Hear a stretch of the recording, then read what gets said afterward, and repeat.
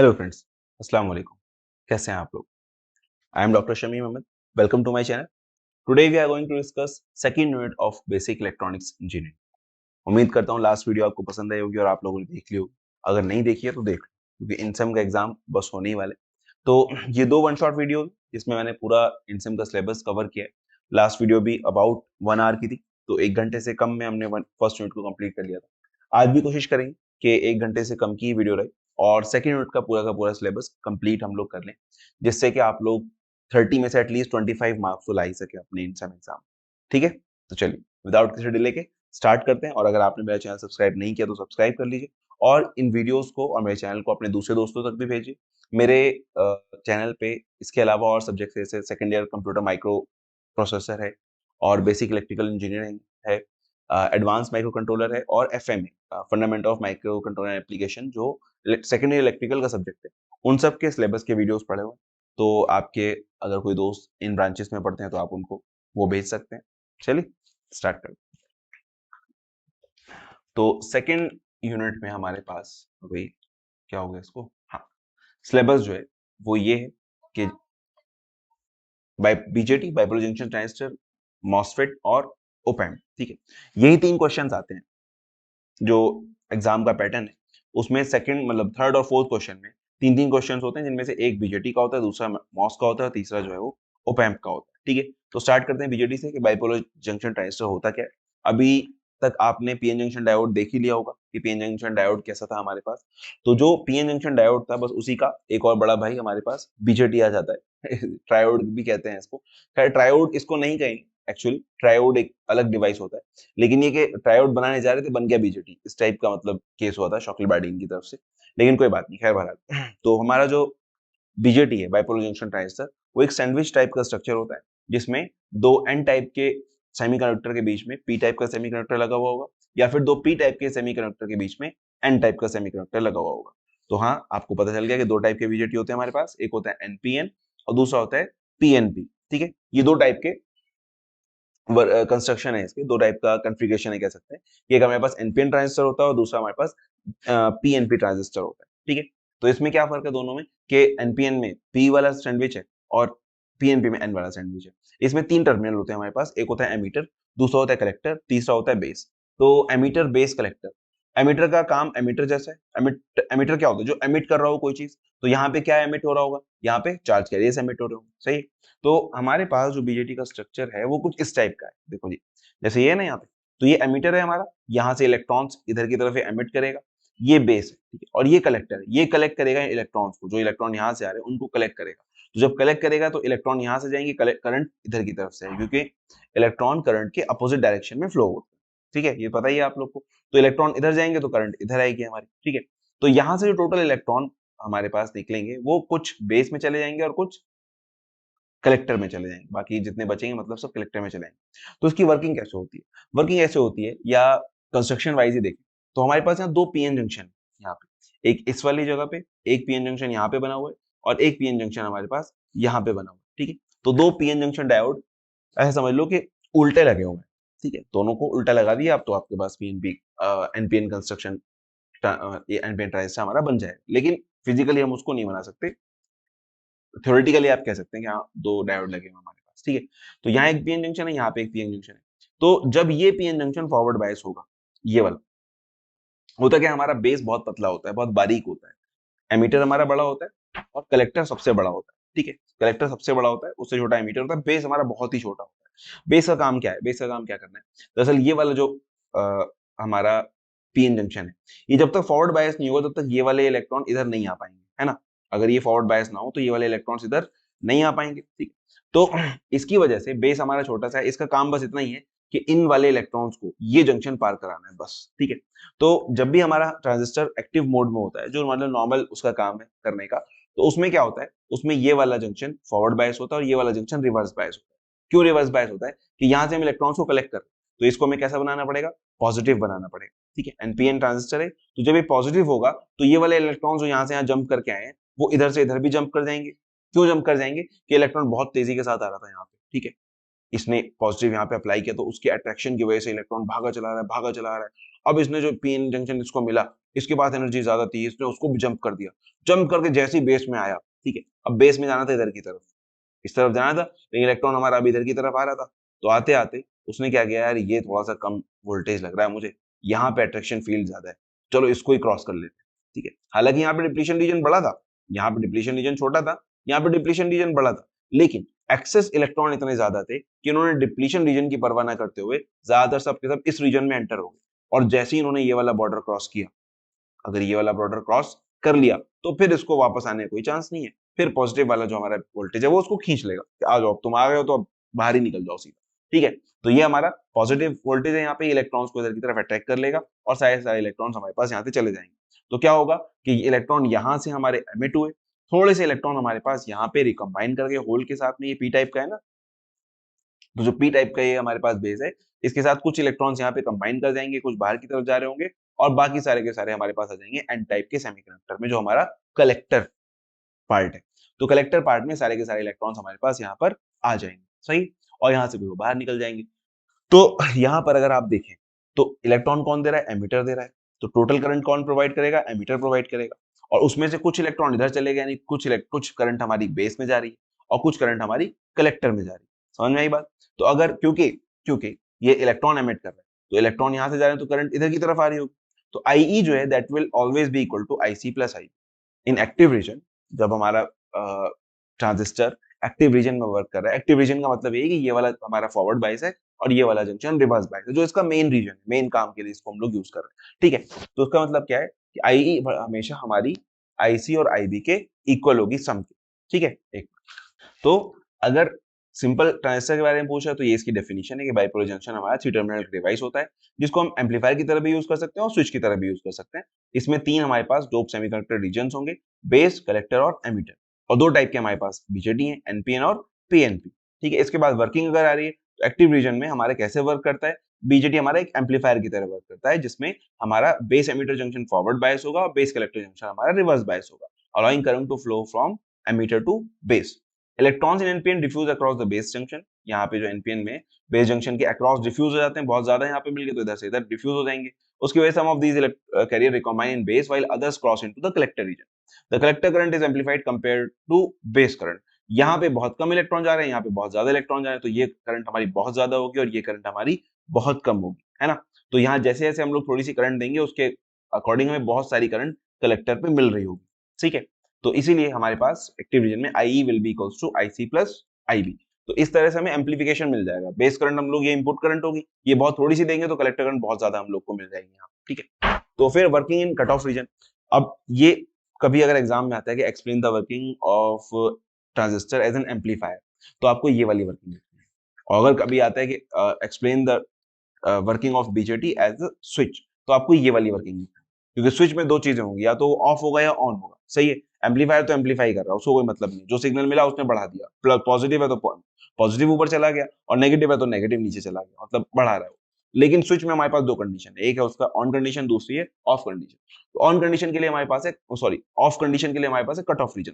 Cut off region का मतलब क्या है कि जब हमने बेस पे कोई करंट नहीं दी, बेस पे हमने वोल्टेज जीरो कर दी, ये हमने ब्रेक कर दिया, यहाँ से बेस पे हमने वोल्टेज दी ही नहीं, जब बेस पे वोल्टेज नहीं दी तो यहाँ से कोई इलेक्ट्रॉन इधर पास नहीं हो पाएगा, जब इधर पास नहीं होगा तो इधर ही नहीं जाएगा, तो इसका मतलब क्या है, कंडक्शन एमीटर से कलेक्टर के बीच में कंडक्शन जीरो हो जाएगा और बिल्कुल भी यहाँ से कोई करंट यहाँ पे फ्लो नहीं करेगी, ट्रांजिस्टर हमारा as an open switch work करेगा, सही है। फिर अगर क्लोज स्विच की तरह वर्क करना है, स्विच को ऑन करना है, तो हमें क्या करना पड़ेगा कि दोनों जंक्शन हमारे फॉरवर्ड बायस हो जाएंगे, ठीक है। पीएन जंक्शन याद है तुम लोग को, पीएन जंक्शन डायोड में हमने ये चीज क्लासिफाई की थी, अगर डायोड हमारा आइडियल है और वो फॉरवर्ड बायस्ड है, तो फॉरवर्ड बायस डायोड में डायोड हमारा एकदम शॉर्ट सर्किट की तरह वर्क करता है, सही है। तो यहाँ पर क्या होगा कि हमने ये वाले जंक्शन को भी फॉरवर्ड बायस कर दिया और ये वाला जंक्शन भी फॉरवर्ड बायस कर दिया, सही है। तो अगर ये दोनों जंक्शन में फॉरवर्ड बायस कर दिए, इसका मतलब दोनों शॉर्ट सर्किट हो गए, और जब ये दोनों शॉर्ट सर्किट हो गए, इसका मतलब कलेक्टर एमीटर से शॉर्ट हो गया, समझ में आई बात। जब ये दोनों जंक्शन शॉर्ट सर्किट हो गए, ये भी हमारा फॉरवर्ड बायस है, ये भी फॉरवर्ड बायस है, ये भी शॉर्ट सर्किट की तरह वर्क कर रहा है, ये भी शॉर्ट सर्किट की तरह वर्क कर रहा है, तो इसका मतलब क्या है, यहां से कलेक्टर शॉर्ट हो गया एमीटर से, और यही काम होता है ओपन सॉरी क्लोज स्विच का। जब हम स्विच को क्लोज करते हैं क्या करते हैं, दो टर्मिनल को वो शॉर्ट कर देता है ना, वही तो करता है ना। तो ऐसे ही यहाँ पे हमारे पास ही इन दोनों को शॉर्ट कर देगा सैचुरेशन रीजन में। तो जब हमारा बेस की वोल्टेज हम लोग कुछ ऐसी प्रोवाइड कराएं कि दोनों जंक्शन हमारे जो है वो फॉरवर्ड बायस हो जाए, तो फिर क्या होगा, ये दोनों शॉर्ट सर्किट की तरह वर्क करेंगे और हमारा transistor as a close switch work करेगा। ठीक है, ओके। फिर आता है बीजेटी। बस ये इतना ही पार्ट है बीजेटी में आपका, कंस्ट्रक्शन, न्यूमेरिकल और इनकी इसकी इनपुट आउटपुट कैरेक्टरिस्टिक्स। मैंने इनपुट आउटपुट कैरेक्टरिस्टिक्स नहीं लिख बनाई इसकी, oh my God, seriously. Okay okay okay, आयोग कैरेक्टरिस्टिक्स मैं बना देता हूँ। नहीं, ये बनानी पड़ेगी, ऐसे नहीं काम चलेगा। तो आयोग कैरेक्टरिस्टिक्स में क्या होगा इसके, कि हम लोग वीआई कैरेक्टरिस्टिक्स एक्चुअली ड्रॉ करते हैं हम लोग। तो वीआई कैरेक्टरिस्टिक्स में अगर आउटपुट कैरेक्टरिस्टिक हम लोग नहीं, तो आउटपुट हम लोग कहाँ ले रहे हैं, कलेक्टर के ऊपर। ठीक है, तो ये हमारा हो गया वीसी, वीसीसी कलेक्टर, और ये हो गई हमारी आईसी जो हमारे कलेक्टर करंट। ठीक है, तो हमारा जो इसमें पार्ट है वो ऐसा होगा बीजेटी का। ठीक है, कुछ इस टाइप की हम लोग को कैरेक्टरिस्टिक देखने को मिलेंगी आईसी और वीसीसी के लिए। ठीक है, अब कलेक्टर करंट जैसे क्या हो रहा है यहाँ पे, ये जो है हमारा ये वाला हमारा सैचुरेशन रीजन है। ठीक है, और यहाँ पे एक ऐसे करंट ऐसे जाएगी, ये वाला हमारा कट ऑफ रीजन है, कट ऑफ रीजन। इसमें क्या है, इसमें वीबी जो है या आईबी कह सकते हैं, इसको हम लोग आईबी लिख लेते हैं क्योंकि आई से चल रहा है सब कुछ काम हमारा। तो आईबी इज इक्वल टू 0। ठीक है, और यहाँ पे आईबी हमारा मान लो 5 माइक्रो एम्पियर, और यहाँ पे आईबी जो है वो 10 माइक्रो एम्पियर। ठीक है, ऐसी आईबी हमारा यहाँ पे 15 माइक्रो एम्पियर। ठीक है, दिख रहा है कुछ कुछ आप लोग को, आई होप कि दिख रहा हो, नहीं तो बुक में होगी, देखा ही आपने, ऐसा ऐसा कोई वो नहीं, बस ये कैरेक्टरिस्टिक बनानी। तो अगर बीजेटी आता है और वो वर्किंग पूछता है या कुछ भी उसमें पूछा है बीजेटी में, और आप उसका डायग्राम, उसकी कैरेक्टरिस्टिक्स सही बना देते हैं, तो फिर आपके पूरे मार्क्स उसमें पक्के हो जाएंगे। ठीक है, बाकी आपको थोड़ा बहुत उसमें लिखना पड़ेगा। जनरली आता है कि draw the output characteristics of BJT and explain all the regions. Explain the all the regions का मतलब क्या है, saturation region, cut off region, और ये वाला हमारा होगा एक्टिव रीजन। जो ये एक्टिव रीजन, ये वाला जो पार्ट है ये एक्टिव रीजन का पार्ट होगा। ठीक है, उसके बाद आता है हमारा वीबी और आईबी, इनपुट कैरेक्टरिस्टिक जो है हमारे पास। ठीक है, कॉमन एमिटर एम्पलीफायर में ये इनपुट होता है और ये आउटपुट होता है। नॉर्मली कॉमन एमिटर ही पूछा जाता है, वैसे कुछ भी पूछा जाए आप देख लीजिएगा अपने हिसाब से कि इनपुट पे क्या आ रहा है, आउटपुट पे क्या आ रहा है। ठीक है, इनमें से कोई एक इनपुट होगा, दूसरा आउटपुट होगा, वैसे ये हमेशा आउटपुट कैरेक्टरिस्टिक ही रहती है। अगर हम लोग को आउटपुट कैरेक्टरिस्टिक्स पूछता है तो ये वाली कैरेक्टरिस्टिक्स है, इनपुट कैरेक्टरिस्टिक पूछता है, जनरली इनपुट आउटपुट दोनों पूछता है, तो दोनों ही बतानी पड़ेगी। तो कैसी होनी चाहिए इनपुट, इनपुट कैरेक्टरिस्टिक्स है ये वाली वीबीसी, इन दोनों जंक्शन के बीच में ये वाला जंक्शन है, इसकी कैरेक्टरिस्टिक इनपुट कैरेक्टरिस्टिक। तो इसकी कैरेक्टरिस्टिक कैसी होनी चाहिए, याद है आप लोग को, ये क्या है, ये एक पीएन जंक्शन है जो कि फॉरवर्ड बायस है। तो फॉरवर्ड बायस पीएन जंक्शन की कैरेक्टरिस्टिक कैसी होती है, ऐसी होती है, एक्सपोनेंशियल, है ना। यहाँ पे इसका एक वीटीएच होता था, थ्रेशोल्ड वोल्टेज या वीबीआई जो भी कह लो, built in potential, cut in voltage, जो भी आप इसको नाम देना चाहें। ठीक है, वीबीआई, वी कट इन, जो भी आप इसमें कहना चाहें, कट इन वोल्टेज या वीटीएच, वी थ्रेशोल्ड वोल्टेज, जो भी है। सिलिकॉन के लिए 0.7 होगा, बस इतना बना देना है कि हमने जैसे जैसे हम लोग बेस वोल्टेज बढ़ाएंगे वैसे वैसे करंट हमारी एक्सपोनेंशियली राइज करेगी, और यहाँ तक कोई करंट नहीं होगी, इधर तक कोई भी करंट नहीं होगी, क्योंकि ये हमारा एक फॉरवर्ड बायस पीएन जंक्शन की तरह वर्क कर रहा है। तो जब तक उसका कट इन वोल्टेज नहीं आ जाएगा डायोड का, तब तक कोई करंट फ्लो नहीं होगी, उसके बाद एक्सपोनेंशियली करंट हमारी राइज कर जाएगी। सही है, तो ये हमारे पास आईओ कैरेक्टरिस्टिक्स मतलब वीआई कैरेक्टरिस्टिक्स रहेंगी इसकी। ये हमारी आउटपुट वीआई कैरेक्टरिस्टिक है, आउटपुट कैरेक्टरिस्टिक्स, और ये हमारी इनपुट कैरेक्टरिस्टिक। ठीक है, ये दो कैरेक्टरिस्टिक हो गई। उसके बाद फिर अगर बाई चांस, वैसे तो आता नहीं है बीजेटी पे न्यूमेरिकल, लेकिन अगर बाई चांस आ गया, ठीक है, क्योंकि इस बार मैं पढ़ा रहा हूँ बीएससी तो कुछ भी हो सकता है। ठीक है, तो बीजेटी पे क्योंकि न्यूमेरिकल अगर बाई चांस आ गया तो आपको बस ये छोटी छोटी चीजें याद रखनी है, ऐसे न्यूमेरिकल आता है, बहुत मुश्किल नहीं आता। I equals to IC plus I, emitter current will always be the sum of collector current and base current. ठीक है, उसके बाद बीटा जो होता है हमारा common emitter current gain, beta equals to IC over IB. ठीक है, ऐसे अल्फा होगा आई ओवर आईसी, गामा होगा आई ओवर आई, मतलब ये अलग अलग उसके लिए, कॉमन एमीटर के लिए बीटा, कॉमन बेस के लिए गामा, और सॉरी अल्फा, और कॉमन कलेक्टर के लिए गामा। ठीक है, और इनका आपस में relation beta equal to alpha और 1 माइनस अल्फा। वैसे सिर्फ एक, दो, तीन, ये तीन चीजें भी अगर आपको याद रही तो भी आप न्यूमेरिकल सारे कर लेंगे। ठीक है, लेकिन फॉर सेफ साइड बाकी चीजें भी एक बार देख जरूर लीजिएगा कि गामा इक्वल टू अल्फा और alpha, gamma equal to beta plus 1 होता है, और अल्फा इक्वल टू बीटा और 1 प्लस अल्फा बीटा होता है। ठीक है, बीटा और अल्फा इक्वल्स टू, और अल्फा इक्वल्स टू बीटा और 1 प्लस बीटा होता है। ठीक है, तो ये थोड़ा सा देख लीजिएगा। ठीक है, इसके बाद आता है हमारा मॉसफेट। बीजेटी का इतना ही पार्ट है, क्या करना है हमें, ये डायग्राम बनाना है, ये वाला, एक मिनट, ये वाला डायग्राम बना देना है, ठीक है, ये सर्किट सिंबल, ये डायग्राम, उसके बाद ये हमें इनपुट आउटपुट कैरेक्टरिस्टिक। अगर वो रीजन के बारे में पूछता है तो ये सैचुरेशन रीजन हो गया, कट ऑफ रीजन हो गया और ये एक्टिव रीजन हो गया। ये तीन चीजें हम लोग को लिख देनी है, 5 मार्क्स पक्के बिल्कुल, ठीक है। इसके बाद आता है हमारा मॉसफेट। मॉसफेट इससे भी आसान है, इससे भी छोटा पार्ट है मॉसफेट का आपके सिलेबस में, ज्यादा पार्ट बीजेटी का है, ठीक है। तो मॉसफेट क्या होता है, हमारा metal oxide semiconductor field effect transistor. ये बहुत इंपॉर्टेंट है, ज्यादातर जितने भी लॉजिक सर्किट्स बनते हैं उन सब में हमारा मॉसफेट ही यूज होता है। मॉसफेट हमारा एक वोल्टेज कंट्रोल डिवाइस होता है। कैसा कंट्रोल डिवाइस होता है, वोल्टेज कंट्रोल, क्योंकि बीजेटी हमारा करंट कंट्रोल डिवाइस है, याद है। बीजेटी में हम लोग आईबी को कंट्रोल करके, आईबी को चेंज करके आईसी को कंट्रोल कर रहे हैं। तो ये हम करंट से कंट्रोल कर रहे हैं, तो करंट कम ज्यादा कर रहे हैं तो यहाँ दूसरी करंट कम ज्यादा हो रही है। यहाँ पे हमारा वोल्टेज कंट्रोल डिवाइस है, यहाँ पे हम लोग इस टर्मिनल, गेट की टर्मिनल के वोल्टेज को चेंज करके ड्रेन और सोर्स के बीच की करंट को मैनिपुलेट कर लेते हैं। समझ में आई बात। तो अगर मॉसफेट आता है, कंस्ट्रक्शन डायग्राम उसका कुछ ऐसा बनाना है आपको, जैसा मैंने यहाँ बना रखा है। नॉर्मली एन चैनल मॉसफेट ही पूछा जाता है, लेकिन अगर बाई चांस वो पी चैनल मॉसफेट पूछ ले तो पी चैनल मॉसफेट में हमें यहाँ पे पी बनाना है और इसको एन बना देना है, सही है। ये दोनों हमारे पी हो जाएंगे और ये हमारे पास एन हो जाएंगे, बस बाकी सब सेम रहेगा, ठीक है। MOSFET is specific type of FET. The three terminal MOSFET are source, gate, and drain. It has insulated gate, which means the voltage applied to gate determines the conductivity of the device. Insulated gate का मतलब है कि ये gate इससे insulated है, यहाँ मैं कितना भी वोल्टेज अप्लाई करूं, इधर से इधर कोई करंट फ्लो नहीं होगी, क्योंकि इंसुलेशन है यहाँ पे। समझ नहीं बात। यहाँ पे हमने SiO2 एक जो है इसका ऑक्साइड की इंसुलेटिंग लेयर लगा रखी है, इंसुलेशन लेयर, जिसकी वजह से यहाँ से वोल्टेज तो यहाँ ट्रांसफर होगा लेकिन करंट यहाँ ट्रांसफर नहीं हो सकती है ना। वोल्टेज तो हो जाता है ना, पता है ना ये बात की वोल्टेज हो जाती है ट्रांसफर। वोल्टेज के लिए क्लोज सर्किट होना जरूरी नहीं है, करंट के लिए क्लोज सर्किट होना जरूरी है। करंट तभी फ्लो होगा जब क्लोज सर्किट होगा। वोल्टेज ओपन सर्किट में भी ओपन सर्किट वोल्टेज हमें मिल जाता है। टोटल वोल्टेज क्या है, दो पॉइंट्स के जो है बीच का पोटेंशियल डिफरेंस, बस वो हमें मिल जाता है फिर भी। तो the insulating layer separate gate terminal from the channel, वही बात होगी। उसके बाद मॉसफेट हमारे पास दो टाइप के होते हैं बेसिकली, एक होता है एनहेंसमेंट टाइप, एक होता है डिप्लीशन टाइप। क्या होता है, एक होता है एनहेंसमेंट टाइप, एक होता है डिप्लीशन टाइप। फिर एनहेंसमेंट टाइप में भी दो होते हैं हमारे पास, एन चैनल पी चैनल, और डिप्लीशन टाइप में भी दो होते हैं, एन चैनल पी चैनल, ठीक है। इस तरह से हमारा मॉसफेट का क्लासिफिकेशन है। एनहांसमेंट में क्या होगा, एनहांसमेंट में जैसे ये एनहांसमेंट का जो है वो एग्जांपल है। यहाँ पे आप देख रहे हैं ये हमारा एन टाइप का, ये हमारा एन टाइप का, ये पी टाइप का। इन दोनों एन टाइप के बीच में कोई भी इलेक्ट्रॉन नहीं है क्या, नहीं है। तो हमें क्या करना पड़ेगा, तो हमें इलेक्ट्रॉन बनाना पड़ेगा। बनाना तो नहीं पड़ेगा, बुलाना पड़ेगा, ऐसा है कुछ। देखो क्योंकि ये हमारा कैसा है, ये हमारा पी टाइप का है, हमारा जो बॉडी है वो पी टाइप की बॉडी है। तो पी टाइप में मेजॉरिटी कैरियर क्या होंगे बताओ जरा। अगर पी टाइप का हमारा सेमीकंडक्टर है तो उसमें मेजॉरिटी कैरियर क्या होंगे। पिछली वाली वीडियो नहीं देखी तुम लोगों ने फर्स्ट यूनिट की, अरे भाई देख लो, कैसे तुम्हें सीखोगे फिर। ये पी टाइप में हमारे पास मेजॉरिटी कैरियर होता है होल, और माइनॉरिटी कैरियर होता है इलेक्ट्रॉन्स। इसका मतलब इसके अंदर इलेक्ट्रॉन है, भले ही हमें ना दिख रहे। हमें देखने से लग रहा है पी टाइप का तो होल ही होंगे, लेकिन इसके अंदर माइनॉरिटी कैरियर इलेक्ट्रॉन्स भी हमारे पास प्रेजेंट है, ठीक है।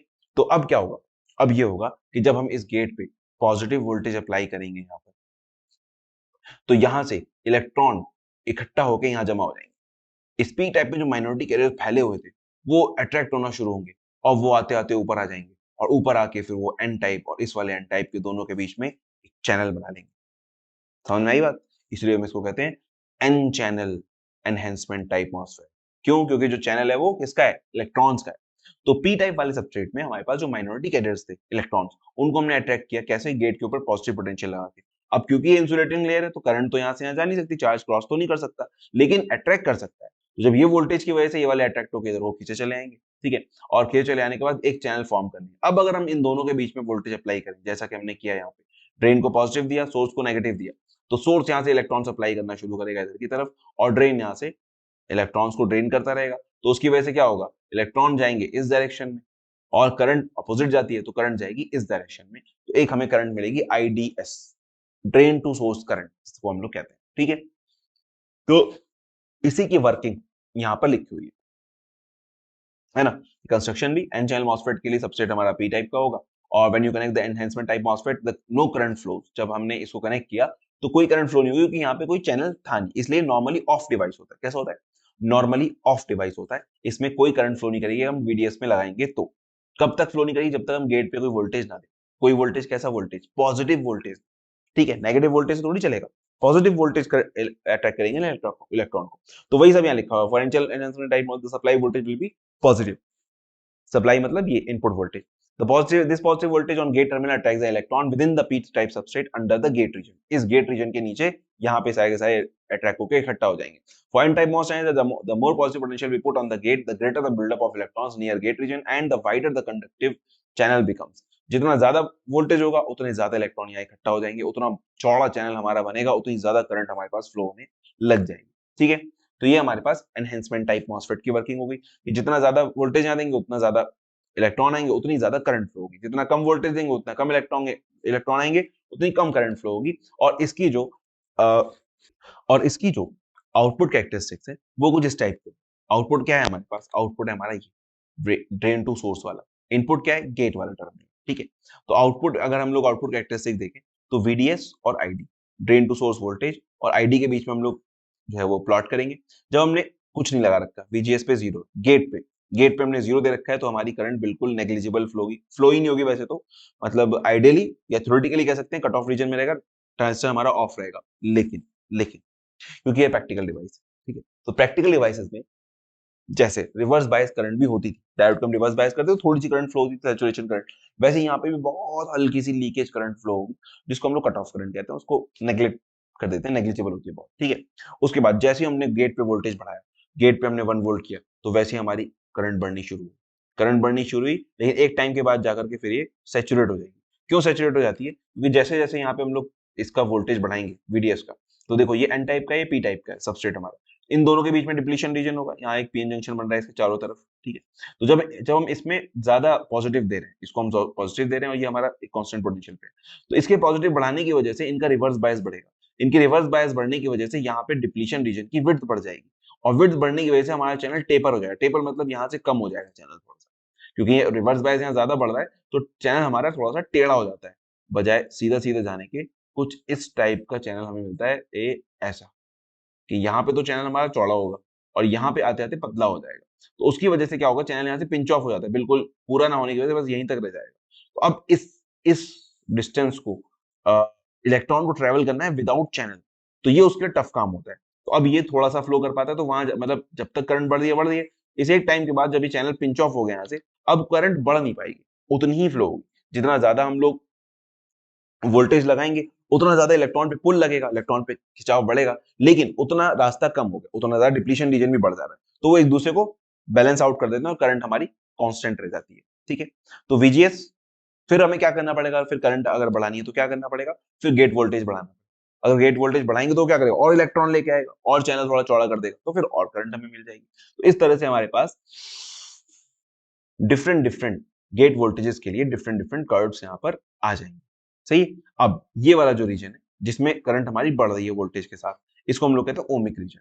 V इक्वल्स टू IR को फॉलो करें ना, ओम्स लॉ फॉलो हो रहा है यहाँ पे, तो ये हमारा ओमिक रीजन हो जाता है। ठीक है, इसके बाद यहाँ से जब जहां करंट सेचुरेट हो गई, इसको हम लोग सेचुरेशन रीजन कहते हैं, और जहां पे करंट बिल्कुल फ्लो नहीं कर रही थी, बहुत थोड़ी सी लीकेज करंट फ्लो कर रही थी, उसको हम लोग कट ऑफ रीजन कहते हैं। ठीक है, तो इसकी आउटपुट कैरेक्टरिस्टिक में ये तीनों रीजन क्लियरली डिफाइंड होने चाहिए, कौन सा ओमिक है, कौन सा सेचुरेशन है और कौन सा कट ऑफ है। सही है, तो आपको इस कैरेक्टरिस्टिक के पूरे मार्क्स मिल जाएंगे। ये इसका सर्किट सिंबल एनहेंसमेंट टाइप में, जो ये एरो अंदर की तरफ जा रहा है ये शो कर रहा है कि ये एन चैनल का है, अगर एरो बाहर की तरफ आएगा तो पी चैनल मॉसफेट हो जाएगा। बस इतना याद रखना है, पीछे एक डंडा ऐसे गेट का जा रहा होगा, ये 3 डंडे हैं यहाँ पे, ऊपर वाला ड्रेन है, नीचे वाला सोर्स है, बीच वाला बॉडी होता है, ये भी इसके साथ में लगा हुआ है। ठीक है, तो अंदर जो जा रहा है वो एरो वो शो करता है कि एन चैनल मॉसफेट है, बाहर आ रहा होता तो पी चैनल मॉसफेट होता है। फिर आती है इसकी ट्रांसफर कैरेक्टरिस्टिक्स। क्या आती है? ट्रांसफर। देखो ट्रांसफर कैरेक्टरिस्टिक्स में क्या होगा, ट्रांसफर कैरेक्टरिस्टिक्स किसे कहते हैं, जिसमें देखो आउटपुट कैरेक्टरिस्टिक्स में हम लोग, देखो आउटपुट कैरेक्टरिस्टिक्स में हम लोग आउटपुट वोल्टेज और आउटपुट करंट को मेजर कर रहे थे। ठीक है, अब अगर हमें इसकी इनपुट कैरेक्टरिस्टिक्स मेजर करनी है, तो इनपुट वोल्टेज हमारा क्या था, गेट वोल्टेज, और इनपुट करंट क्या थी, हाँ इनपुट करंट तो थी नहीं हमारे पास, तो यहाँ इनपुट करंट नहीं है, तो इसलिए हम लोग इनपुट कैरेक्टरिस्टिक्स ड्रॉ नहीं करेंगे। यहाँ पे हम क्या करेंगे, ट्रांसफर कैरेक्टरिस्टिक। ट्रांसफर कैरेक्टरिस्टिक मतलब इनपुट वोल्टेज के अकॉर्डिंग आउटपुट करंट कैसे वेरी हो रही है, ये हम देखेंगे। तो एक्स एक्सिस पे होगा हमारा VGS इनपुट वोल्टेज, और वाई एक्सिस पे होगी आउटपुट करंट, ड्रेन करंट हमारे पास यहाँ पर होगी। तो जैसा कि मैंने बताया था कि एक बार सैचुरेट होने के बाद फिर अगर हमें करंट बढ़ानी है तो क्या करना पड़ेगा, VGS बढ़ाना पड़ेगा। तो अगर इस VGS को मैं एक्स एक्सिस पे ले लूं और ये जो करंट हमारी बढ़ रही है इसको वाई एक्सिस पे ले लें, तो हमारा कुछ इस टाइप का ग्राफ प्लॉट हो जाएगा। ठीक है, ये VTH दिखा रहा है। VTH क्या है कि उससे कम वोल्टेज पे हमारा चैनल फॉर्म ही नहीं होता है ना, ऐसा नहीं है कि आप कुछ भी लगाएंगे और फॉरन इलेक्ट्रॉन अट्रैक्ट होकर आ जाएंगे। एक स्पेसिफाइड अमाउंट ऑफ वोल्टेज लगाना पड़ेगा, तब जाके वो इलेक्ट्रॉन वहां पर अट्रैक्ट होना शुरू होंगे, सही है। तो वो वोल्टेज जब तक नहीं आ जाता उसको वीटीएच कहते हैं, थ्रेशोल्ड वोल्टेज। जब तक वो वोल्टेज नहीं आता तब तक तो कोई करंट फ्लो ही नहीं होगी, वीजीएस वीडीएस आप कितना ही बढ़ाते रहिए। उसके बाद फिर जब आप वीजीएस बढ़ाएंगे, गेट का वोल्टेज आप बढ़ा देंगे, तो उसके बाद से जो भी आपने वीडीएस लगा रखा होगा एक कांस्टेंट, जैसे वीडीएस हमने यहाँ पे 15 वोल्ट ले रखा है, उसके लिए जब हम प्लॉट करेंगे तो जैसे जैसे हम लोग गेट वोल्टेज बढ़ाएंगे वैसे वैसे करंट हमारी बढ़ती चली जाएगी। तो ये हो गया हमारा N channel enhancement type MOSFET. अगर बाई चांस खुदा ना खास्ता P channel enhancement type MOSFET आ जाए तो पी चैनल में, क्योंकि हमारे पास देखो ये सोर्स है, ये सोर्स है, ये पी चैनल होगा, अगर ये पीक होगा तो अब इसको हमें पॉजिटिव देना पड़ेगा, क्योंकि अब होल्स इधर से इधर ट्रेवल करें। अब इलेक्ट्रॉन इधर से इधर ट्रेवल करे तो हमने इसको नेगेटिव दे रखा था, अब हमने होल्स ट्रेवल कराने तो फिर हमें पॉजिटिव इसको देना पड़ेगा, जिससे होल्स इधर से इधर ट्रेवल कर सके, क्योंकि होल्स पॉजिटिव होते हैं। तो करंट अब इधर से इधर फ्लो करेगी, अभी करंट इधर से इधर फ्लो कर रही थी ड्रेन टू सोर्स। अब जो पी चैनल में, पी चैनल मॉसफेट में करंट फ्लो करती है सोर्स टू ड्रेन, ठीक है। तो इसलिए करंट की डायरेक्शन, तो इसलिए करंट की डायरेक्शन हम लोग इसको उल्टी शो करेंगे, ठीक है। जैसे यहाँ पर जो आउटपुट कैरेक्टरिस्टिक है, जैसे जैसे हम लोग वीजीएस बढ़ाएंगे, अब वीजीएस हम क्या करेंगे, नेगेटिव लगाएंगे, तो जैसे जैसे नेगेटिव, क्योंकि होल से अट्रैक्ट करना है ना, तो जैसे जैसे नेगेटिव वीजीएस बढ़ाएंगे वैसे वैसे करंट हमारी बढ़ती चली जाएगी ऐसे, ठीक है। उसके बाद अगर ट्रांसफर कैरेक्टरिस्टिक ड्रॉ करनी है तो वीजीएस क्योंकि हम लोग नेगेटिव दे रहे हैं तो इस सेक्शन में आएगा, इधर की तरफ वीजीएस आएगा, और करंट भी हमारी उल्टी आ रही है, सोर्स से ड्रेन पे जा रही है बजाय ड्रेन पे सोर्स जाने के। तो यहाँ पे हमें इस टाइप से करंट मिलना शुरू हो जाएगा, ठीक है। तो ये हो गया हमारा मॉसफेट एनहेंसमेंट टाइप। फिर आता है डिप्लीशन टाइप का मॉसफेट। डिप्लीशन टाइप मॉसफेट में क्या होता है, डिप्लीशन टाइप मॉसफेट में एक चैनल हम लोग ऑलरेडी बना के देते हैं, जब हम कंस्ट्रक्ट करते हैं तो यहाँ पे डिफ्यूज कर देते हैं इलेक्ट्रॉन्स को, कि यहाँ पे एक चैनल ऑलरेडी प्रेजेंट है, ठीक है, सोर्स और ड्रेन के बीच में चैनल ऑलरेडी है। अब हम क्या करते हैं, अब हम इस चैनल को डिप्लीट करते हैं, चैनल को खत्म करते हैं, ठीक है। यहाँ पे हमारा ऑपरेशन उल्टा है। तो अगर हमने कोई वोल्टेज नहीं लगा रखी, ठीक है, कोई वोल्टेज गेट पे नहीं, और हमने सिंपल वीडीएस हमने लगाया, तो करंट हमारी बढ़नी शुरू होगी, एक जगह पर आके सैचुरेट हो जाएगी, ठीक है। 0 वोल्ट पे ये कट ऑफ रीजन में नहीं होगा, ठीक है, क्योंकि गेट यहाँ पे चैनल ऑलरेडी प्रेजेंट है। अब अगर हम इसको नेगेटिव देंगे तो नेगेटिव देने की वजह से ये इलेक्ट्रॉन को रिपेल करेगा, यहाँ पे जो इलेक्ट्रॉन है वो बाहर की तरफ उनको भगाएगा। उसकी वजह से क्या होगा, इलेक्ट्रॉन जब हमारे बाहर की तरफ भाग जाएंगे यहाँ से, तो यहाँ से इलेक्ट्रॉन की कमी हो जाएगी, तो चैनल हमारा पतला हो जाएगा, चैनल में इलेक्ट्रॉन कम होंगे। जब इलेक्ट्रॉन कम होंगे तो करंट हमारी कम होगी, तो वही चीज यहाँ पे होगी, जब 0 से हमने -1 पे किया तो करंट हमारी कम हो गई, ऐसे और -2 पे किया तो करंट हमारी और कम हो गई, ठीक है। ऐसे ही आप करते करते इसको नीचे तक ले जाइएगा, कोई यहाँ पे बस ऐसे ही लिख दीजिएगा वीजीएस, और ये हमारा कट ऑफ रीजन हो जाएगा, कि अगर यहाँ तक हम लोग ले गए तो कट ऑफ रीजन हो जाएगा। ये हमारा सेचुरेशन है और ये हमारा ओमिक है, ठीक है। ये हमारा ओमिक रीजन हो गया, सैचुरेशन हो गया, ये कट ऑफ रीजन हो गया। अब ये वाला जो है देखो, इस वाला और ये वाला, तो ये वाला जो पोर्शन है ये हमारा depletion mode, depletion mode. Depletion mode का क्या मतलब है कि यहाँ पे हम लोग चैनल को डिप्लीट कर रहे हैं, गेट को नेगेटिव दे रहे हैं और चैनल को डिप्लीट कर रहे हैं, जिससे कि मतलब अगर हमें बंद करनी है करंट तो हम इसको ज्यादा नेगेटिव देंगे, और चलानी है तो हम इसको 0 दे देंगे, तो उसकी वजह से करंट हमारी जाती रहेगी। लेकिन अगर हम और करंट बढ़ाना चाहें तो फिर हमारे पास ये वाला मोड है, ये है इसका एनहेंसमेंट मोड। एनहेंसमेंट मोड में क्या करेंगे हम लोग कि इस गेट को और पॉजिटिव दे देंगे। तो अगर हमने जब 0 दिया हुआ तो चैनल था वहां पे, जब पॉजिटिव देंगे तो क्या होगा, और चैनल इकट्ठा हो जाएगा, चैनल हमारा और मोटा हो जाएगा, बड़ा हो जाएगा, तो उसकी वजह से और करंट फ्लो होना शुरू हो जाएगी। तो ये हमारा ऊपर वाला जिसमें हम पॉजिटिव वोल्टेज दे रहे हैं हमारा एनहेंसमेंट मोड हो जाएगा, और जो नीचे वाला जिसमें हम नेगेटिव वोल्टेज दे रहे हैं वो हमारा डिप्लीशन मोड हो जाएगा। तो डिप्लीशन मोड मॉसफेट 2 मोड में वर्क करता है, एक होता है डिप्लीशन मोड, दूसरा होता है enhancement mode. Enhancement MOSFET depletion mode में वर्क नहीं कर सकता, वो सिर्फ एक ही मोड में वर्क करेगा, दैट इज एनहेंसमेंट मोड। क्यों, क्योंकि उसके पास पहले से चैनल नहीं है, डिप्लीशन वाले के पास पहले से चैनल है। तो हमारे पास दोनों ऑप्शन है कि या तो हम उस चैनल को खत्म करें या और बढ़ाएं, सही, या तो और बढ़ाएं, पॉजिटिव देंगे तो और बढ़ जाएगा, नेगेटिव देंगे तो खत्म हो जाएगा। तो दोनों मोड में हम लोग उसमें काम कर सकते हैं। इसकी ट्रांसफर कैरेक्टरिस्टिक्स जो है वो कुछ इस टाइप की होगी, क्योंकि 0 पे भी कुछ ना कुछ करंट हमारी फ्लो हो रही है, तो 0 पे कोई करंट होगी और पीछे की तरफ जाए कहीं पे कट ऑफ रीजन आ रहा होगा हमारे यहाँ, ठीक है। तो कुछ थ्रेशोल्ड वोल्टेज इसका यहाँ पे कहीं रहेगा नेगेटिव, ओके। तो वो हमारे पास इस टाइप का हो जाएगा, ये इधर की तरफ डिप्लीशन मोड हो जाएगा, इधर की तरफ एनहेंसमेंट मोड हो जाएगा, ठीक है। चलिए फिर नेक्स्ट आता है हमारे पास मॉसफेट का बस इतना ही पार्ट है, ठीक है। एनहेंसमेंट मोड हो गया, डिप्लीशन मोड हो गया। एनहेंसमेंट मोड में बस आपको ये कैरेक्टरिस्टिक्स ड्रॉ करनी है, कंस्ट्रक्शन ये वाला ड्रॉ करना है, ठीक है। और डिप्लीशन मोड आता है तो ये वाला कंस्ट्रक्शन ड्रॉ करना है, ये वाली कैरेक्टरिस्टिक ड्रॉ करनी है, और उसकी छोटी छोटी वर्किंग बता देनी है। जितना मैंने इसमें लिखा है उतना भी अगर आप लिख देंगे तो पूरे 5 मार्क्स मिल जाएंगे, टेंशन लेने की बिल्कुल जरूरत, ठीक है। उसके बाद आता है हमारा बीजेटी और मॉसफेट में कन्वर्जन, सॉरी, डिफरेंस बीजेटी और मॉसफेट में डिफरेंस। तो बीजेटी और मॉसफेट में डिफरेंस जो है वो सिंपल एक टेबल है, ठीक है। अभी तक आप समझ ही गए होंगे, अभी मैंने दो चार तो बताए थे कि एक करंट कंट्रोल डिवाइस होता है, एक वोल्टेज कंट्रोल डिवाइस होता है, दूसरा एक हमारा बाइपोलर जंक्शन ट्रांजिस्टर है, उसमें तीनों रीजन थे हमारे पास, है ना, एनपीएन तीनों थे, तो मतलब दोनों रीजन थे, एनपी एन और पी, एनपीएन में एन भी था पी भी था, तो होल भी ट्रेवल कर रहे थे, इलेक्ट्रॉन भी ट्रेवल कर रहे थे, तो करंट हमारे दोनों की वजह से फ्लो हो रही है, होल की वजह से भी इलेक्ट्रॉन की वजह से। तो बीजेटी हमारा बाइपोलर डिवाइस होता है, लेकिन मॉसफेट में हमारा या तो एन चैनल होगा या पी चैनल होगा, तो सिर्फ एक ही चार्ज कैरियर की वजह से करंट फ्लो हो रही होगी, तो मॉसफेट हमारा यूनिपोलर डिवाइस होता है, ठीक है। इसके अलावा टाइप्स आ गए, इसके टर्मिनल, इसके एमिटर बेस कलेक्टर होता है, उसके सोर्स ड्रेन और गेट होते हैं, सिंबल लिख देंगे वहां पे, एम्पलीफिकेशन रीजन, इसको हम लोग बीजेटी को हम लोग एक्टिव रीजन में यूज करते हैं, एम्पलीफिकेशन यूजन रीजन ना लिखकर आप इसको लिखिएगा कि एप्लीकेशन रीजन, कि इसको कहां पे अप्लाई करते हैं, ठीक है। तो यहाँ इसका हम लोग जो यूज करते हैं बीजेटी का, वो एक्टिव रीजन में करते हैं। बीजेटी को ज्यादातर एम्पलीफायर्स में यूज किया जाता है सिग्नल को बड़ा छोटा करने के लिए, और मॉसफेट को ज्यादातर स्विचिंग के लिए यूज किया जाता है, जल्दी से ऑन ऑफ करने के लिए, ठीक है। तो इसमें जो है वो सैचुरेशन रीजन में ज्यादातर हम लोग यूज करते हैं, क्योंकि एज अ स्विच कब यूज होगा ट्रांजिस्टर, जब वो सैचुरेशन और कट ऑफ रीजन में होगा, है ना। तो बीजेटी का इनपुट रेजिस्टेंस बहुत ज्यादा हाई, मतलब बीजेटी का इनपुट रेजिस्टेंस कम होता है और इसका बहुत ज्यादा होता है। ट्रांसफर कैरेक्टरिस्टिक इसकी लीनियर होती है, इसकी एक्सपोनेंशियल होती है, नॉन लीनियर होती है। स्विंग फ्रीक्वेंसी ये चीज आप छोड़ भी देंगे तो कोई प्रॉब्लम नहीं, ठीक है। इसके बाद फिर आता है हमारा लास्ट टॉपिक, ओपैम्प, ठीक है। चलो अच्छा है, बहुत ज्यादा वीडियो लंबी नहीं हो रही है। तो ओपैम्प में क्या होगा, ओपैम्प हमारा होता है ऑपरेशनल एम्पलीफायर। ओपैम्प को समझना बस इतना जरूरी है कि एक हमारा डिफरेंशियल एम्पलीफायर समझ लो, कि दो इनपुट है हमारे पास, उन दोनों में जो डिफरेंस होगा उसका बड़ा पार्ट हमें मिलेगा। जैसे कि अगर एक इनपुट पे 9 वोल्ट है, दूसरे इनपुट पे 8 वोल्ट है, तो दोनों का डिफरेंस क्या हुआ, 1 वोल्ट। अब इस 1 वोल्ट को 20-30 गुना बढ़ा के दिखाएगा कि 1 वोल्ट हमारा डिफरेंस हुआ और हमें वहां पे 100 वोल्ट मिल जाए या 1000 वोल्ट मिल जाए। लेकिन ये प्रैक्टिकली पॉसिबल तो होता नहीं है इतना वोल्टेज मिल जाना, लेकिन मैं बता रहा हूँ कि क्या करता है वो, ठीक है। अभी प्रैक्टिकली क्या होता है वो डिस्कस करेंगे, ठीक है। तो हमारे पास एक ओपैम्प होता है, ओपैम्प एक हमारा एक्टिव डिवाइस है, तो एक्टिव डिवाइस है तो इसकी अपनी कोई ना कोई सप्लाई होगी। वैसे बीजेटी भी हमारा एक्टिव डिवाइस होता है, जिसकी अपनी सप्लाई क्या है, जो बाहर वाले लगे, जैसे कलेक्टर और एमिटर के बीच में जो है वो उसकी एक सप्लाई, एक्स्ट्रा सप्लाई। तो खैर यहाँ पे इसमें सब पावर सप्लाई वोल्टेज हमारे पास है V प्लस और V माइनस, ठीक है, ये इसकी सप्लाई हो गई।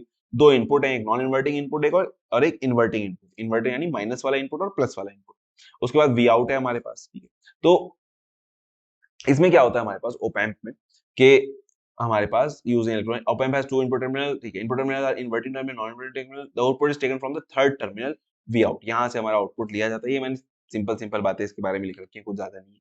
इसके अलावा ये है कि होता क्या है, ये इन दोनों को मेजर करता है और उसको अपने गेन से मल्टीप्लाई करता है, ये एवीडी, ये इसका एक मतलब इक्विवेलेंट सर्किट डायग्राम हम लोग इसको कहते हैं, कि इन दोनों के बीच में जो आ रही है वो इनफाइनाइट, बहुत बड़ा है, बहुत बड़ा दोनों के बीच में जो है वो इनपुट रेजिस्टेंस लगा हुआ है, और आउटपुट रेजिस्टेंस R0 वो बिल्कुल छोटा सा है, आइडियली जीरो है, ठीक है।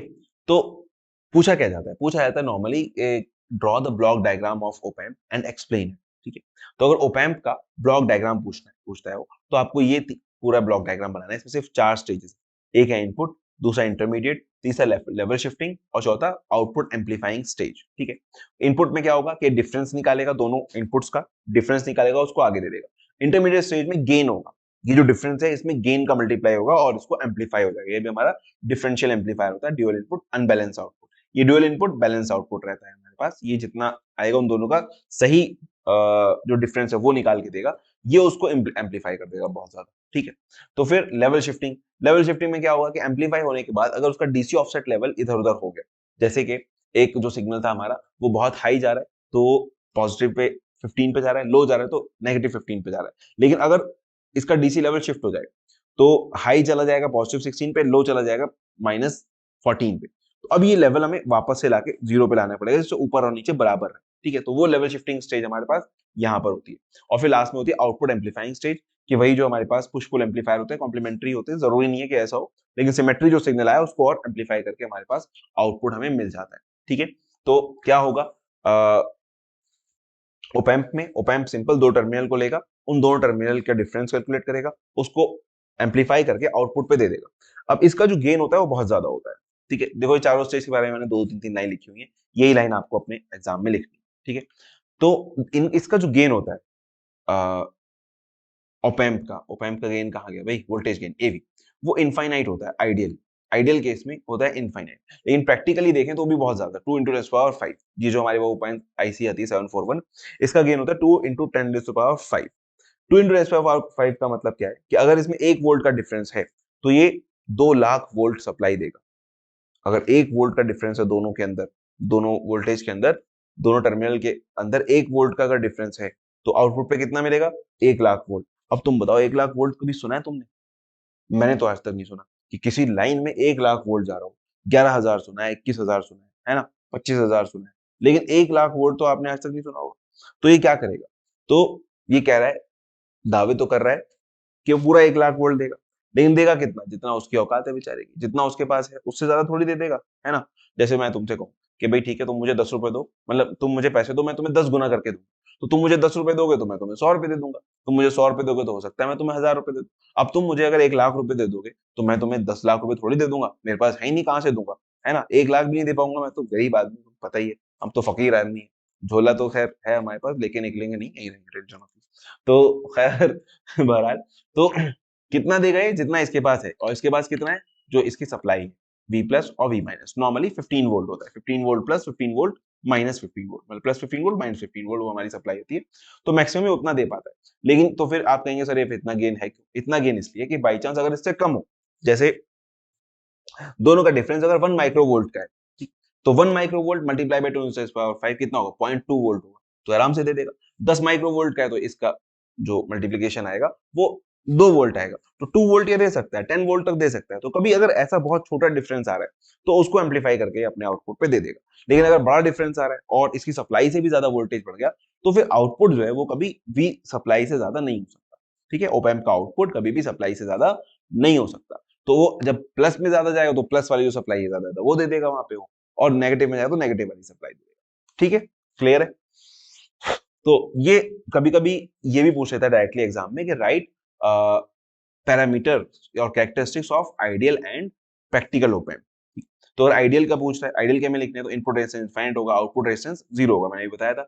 वोल्टेज गेन इनफाइनाइट होगा, बैंडविड्थ इनफाइनाइट होगी। बैंडविड्थ मतलब कितनी फ्रीक्वेंसी पे काम कर सकता है, तो ये सारी फ्रीक्वेंसी पे काम करना चाहिए। CMRR होता है कॉमन मोड रिजेक्शन रेशियो।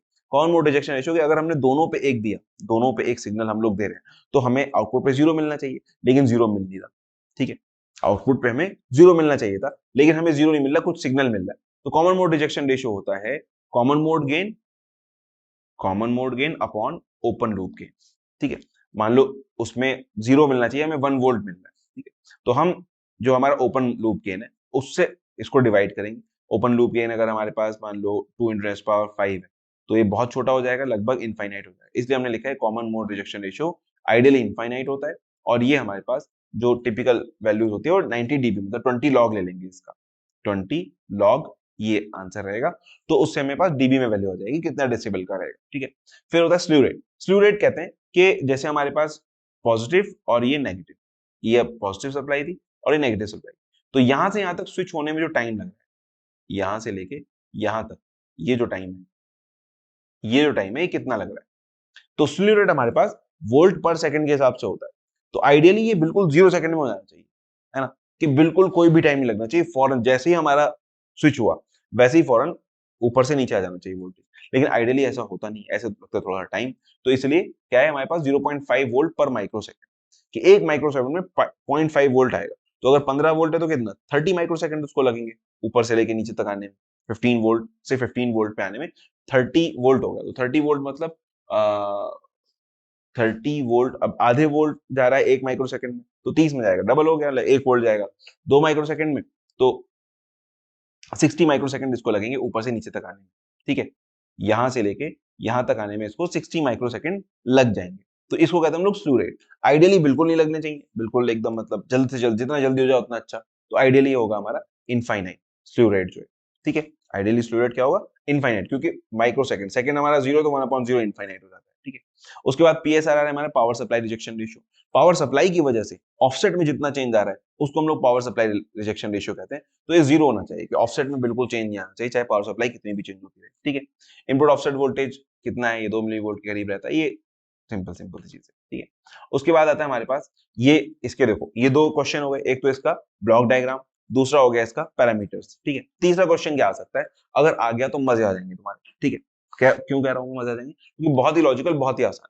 पहली चीज क्या है, पहले हमारा कॉन्सेप्ट ऑफ वर्चुअल ग्राउंड, ये आपके सिलेबस का पार्ट, लेकिन आपके सिलेबस में यूज होता है। ओपैम्प जहां भी होगा वर्चुअल ग्राउंड का कॉन्सेप्ट जरूर यूज होगा। वर्चुअल ग्राउंड या वर्चुअल शॉर्ट भी कहते हैं इसको। हम क्या कहते हैं, इसका मतलब क्या है कि ये वाला टर्मिनल ए और ये जो बी टर्मिनल है हमारा, ये दोनों आपस में शॉर्ट है। ये दोनों आपस में क्या है, शॉर्ट है। नहीं मानोगे तुम, प्रूफ करके दिखाऊं? चलो बताता हूँ कैसे होता है शॉर्ट।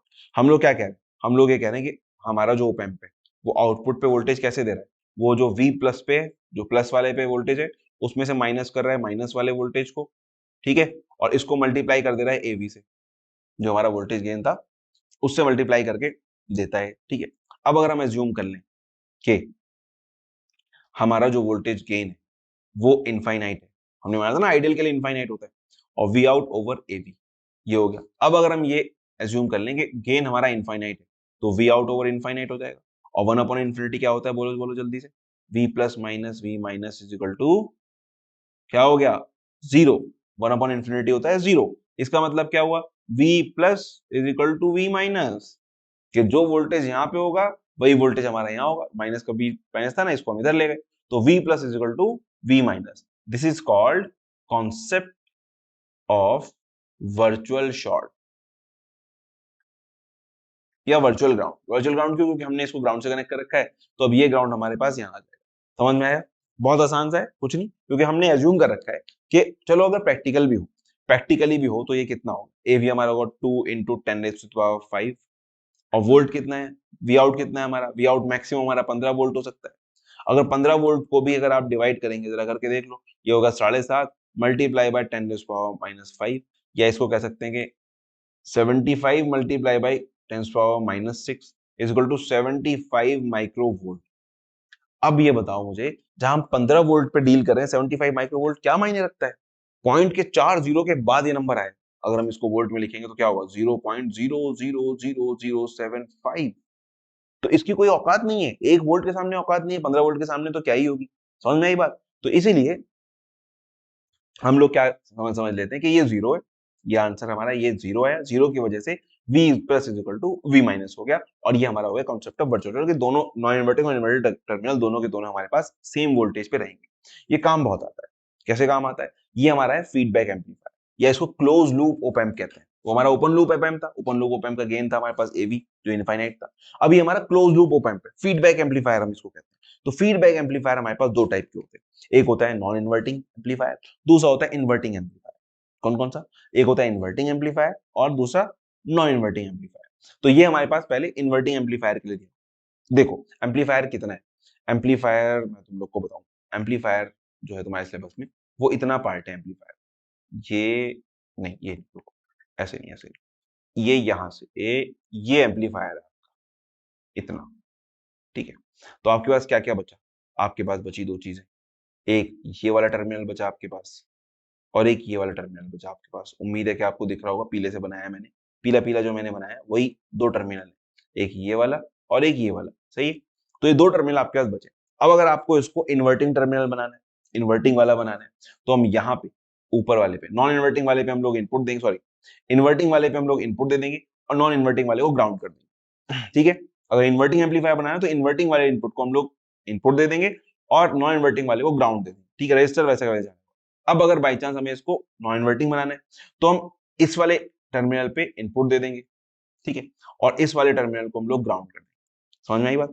तो नॉन इन्वर्टिंग और इन्वर्टिंग एम्पलीफायर का डिफरेंस क्या है, ये जो है ये वाला ब्लॉक, ये पहले हमें बना देना है, फिर देखना है नॉन इन्वर्टिंग पूछ रहा है इन्वर्टिंग पूछ रहा है। अगर इन्वर्टिंग पूछ रहा है तो यहाँ पे सिग्नल, यहाँ पे ग्राउंड, और अगर नॉन इन्वर्टिंग पूछ रहा है तो यहाँ पे सिग्नल और यहाँ पे ग्राउंड, इतना करना है, ठीक है।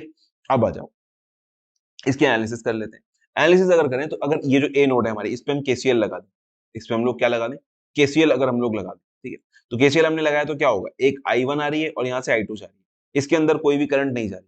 क्यों नहीं जा रही करंट, क्यों नहीं जा रही भाई?